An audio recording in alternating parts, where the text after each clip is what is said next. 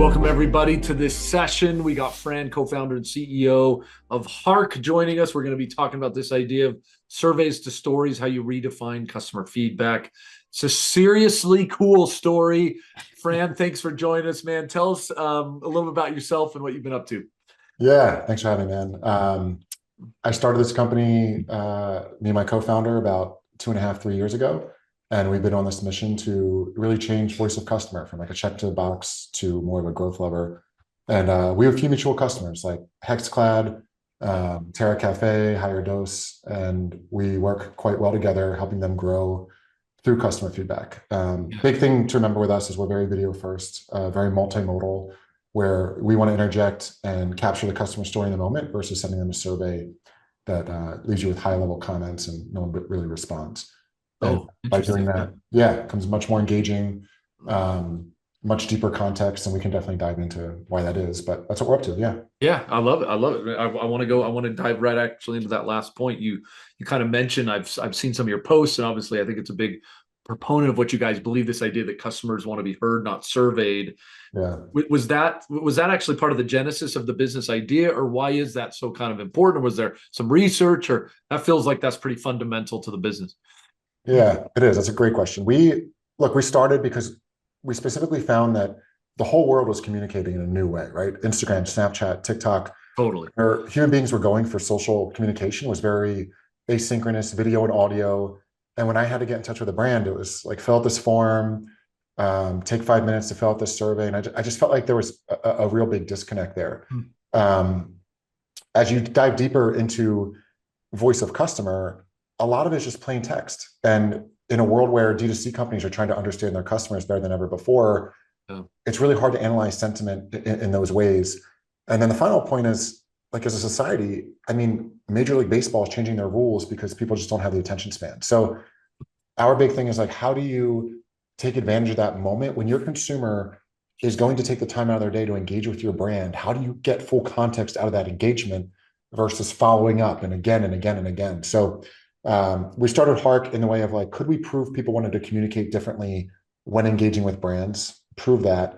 And then when you want to share data internally, how do you make it so it captures the attention of product or marketing or leadership?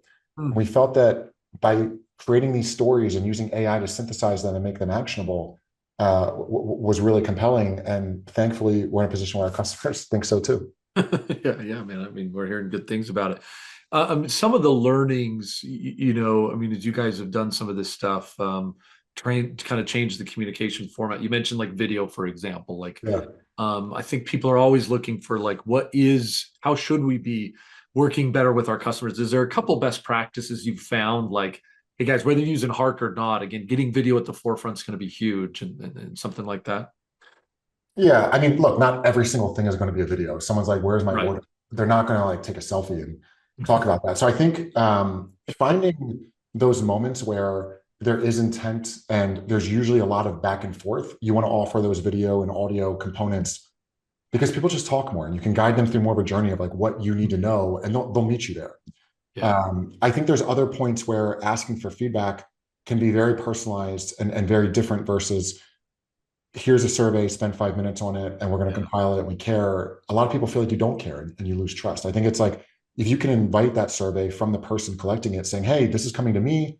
I'm analyzing it. We know you're a VIP member. Would you walk us through like a typical day with our product?" Or, "Hey, it's been 30 days. Just how's it going?" I think people respond well to that. And just like I'm doing now over video and audio, they ramble more. So things Yeah. might come in through Hark as my product is damaged. That could be indicated as a negative sentiment over text. But a lot of times we see, "Hey, I love your brand. It's so great. I've never had this problem before. It's Mm. damaged. And I tried X, Y, and Z. That didn't work this time. Hey, my friend said the same thing. Like, is there something that is new going on?" Right. So like now we're triggering brand loyalty, but also there could be a spike of a trend that we might need to get in front of and Interesting. share that feedback loop. So that's like what it really unlocks is it gives that customer a voice, but just gives you so much more context. Yeah. That's such a great example. You don't get a lot of that through the quantitative feedback sometimes. If you get a little Correct. broader, you can kind of understand more about it. Yeah. Where do you mentioned there's certain areas where you find or brands find that this type of different communication style maybe is more beneficial. Wismo maybe isn't one of them, for example. Where do you feel like this is best to start thinking about, hey, these might be areas where you could expand and start to see a little bit more breadth on this type of communication style? Yeah, I mean, like the right down the fairway ones are damages, warranty claims, troubleshooting, product issue, things like that. Questions around how the product works. I think, we get a lot of audio with pictures, and we'll get audio pre-purchase questions a lot. Yeah. A lot of skincare brands will do consultations that way through Hmm. video in the pre-purchase funnel. And then asking thereafter, like, especially with high average order value items, you made a specific choice to buy from us.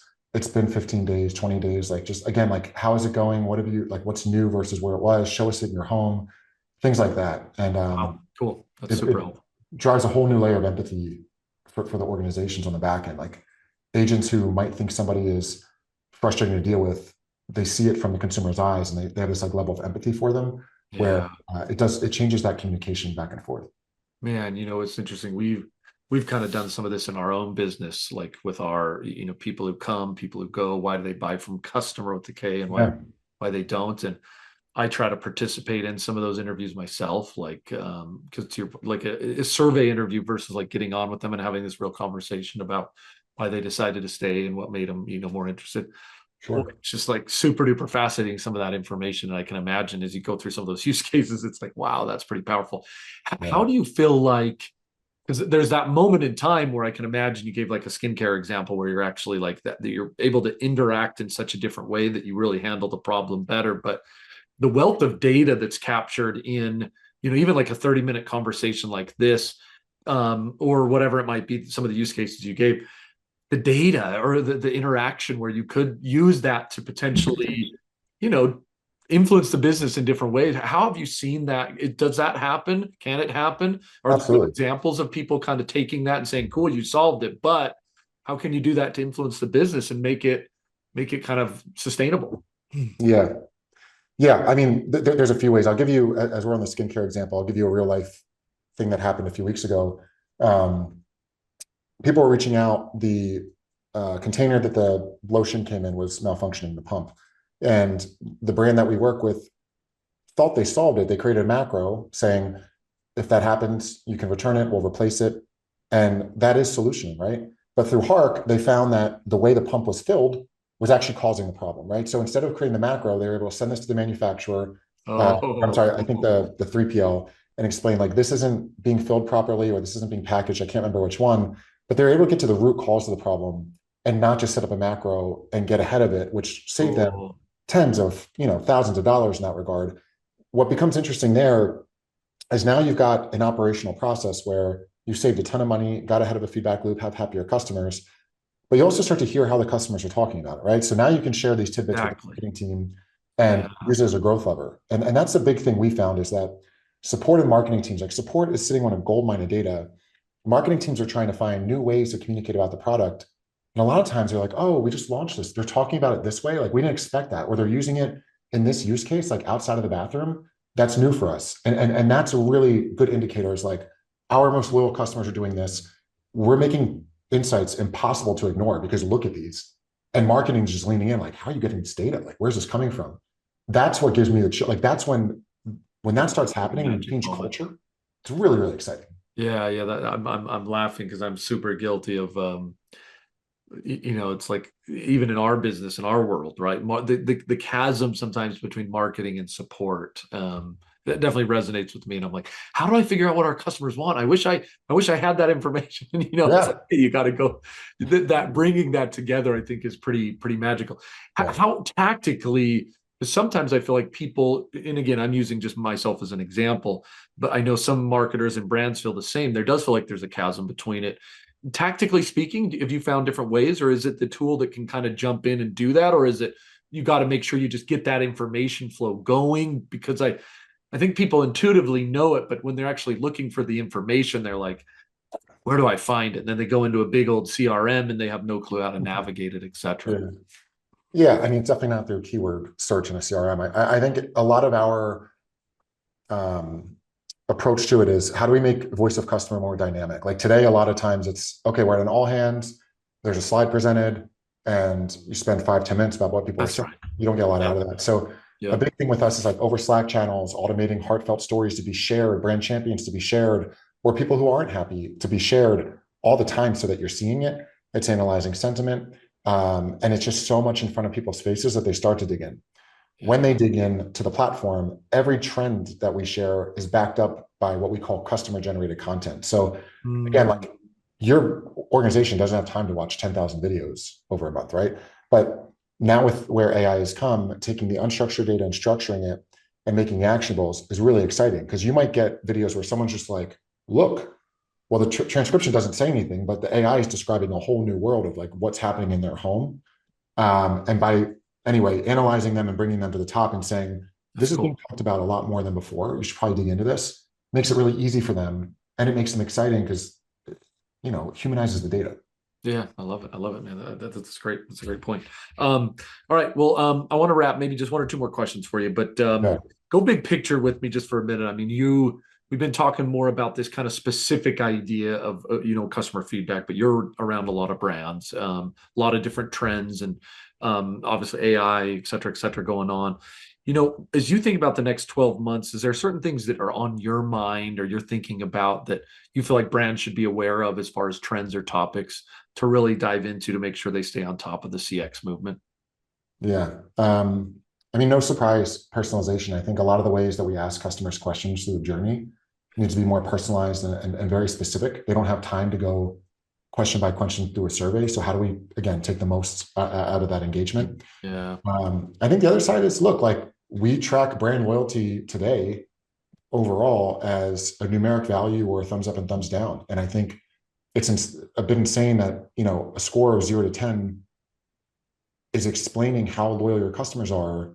That was made prior to like even really social engagement. And I just think like there's a whole new world to be much more objective versus Well, subjective in that regard, to truly track brand loyalty. So that's something like yeah. we're very specific on, and Mm, that's where bringing the qualitative to the quantitative really makes a ton of sense. So I think those are the two from like an AI trend perspective that cool. I'm most excited about, that I Yep. think we can really change the way people not only think about it, but like act on it internally versus having, these SWAT teams that dig into the same data and get the same results and don't change.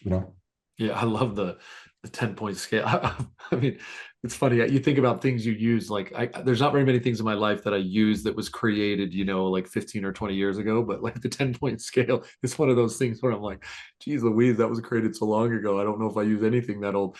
But with that said, man, I never got the 10 point. I mean, 10 points, that's like so many things to figure out in my brain. So I'm Right, it's a barometer, right? Like all we want is we want to see like where are things going up, where are they going down, how do we act on them? And simple. Yeah. I just, for me, the big piece is the subjectivity. Like for me, a 7 is great, but point of scale, it's not that. So it's like, how do we make it more objective so that businesses can really take action and really dive into what's going to increase lifetime value versus what they think. The last piece is like the leaders I talk to have all the data in the world and they continuously are making decisions without clarity. I mean, I hear it on all my calls. So how can we provide clarity versus, oh, hey, only 8% of people said this, so we have to take it with a grain of salt. Like, no, like let's really go out and get that data from our Mm, customers to yeah. drive the business forward. Yeah, I like it. Cool, man. Well, I think you've probably already answered this, but I want to just give you one more take. Talked about a couple cool things today, but again, I know you're around the space a lot. I have a lot of leaders feeling overwhelmed. Some of them feeling a little bit siloed. Budgets have been cut, do more with less. Some of those types of challenges Yeah. they're dealing with. Any quick leave behinds for the audience that you'd kind of give them as we close today? Yeah, I think the biggest superpower behind a CX leader who's overseeing support is you're sitting on the most insightful data back to the organization. And I think the more time you spend digging into that and connecting with your customers to tell a story to your executive team or your product team or your marketing team, it is time intensive. Yeah. But when you can spur those cross departmental conversations that really go somewhere, then it becomes imperative, and that becomes like a huge lever in the business unit that people rely on. So I think if there's ever a time to dig into the data, make sense of it, and create a story behind it, now is the time to be doing that, Love because that. there's a lot of fluff around like, oh, like we're not a call center, we're a revenue driver. It's like, well, this is going to drive growth. Like what can we do to drive growth in the business? And you're sitting on the data that's going to tell you that. Yeah, love it, man. Cool. All right. Well, hey, Fran, really appreciate you taking the time. I think it's a fun talk track. Some real nuggets in there, I think, to help people kind of move the needle in the right direction. So appreciate your time. And for the audience, enjoy the rest of the day. Thanks for having me. Yep.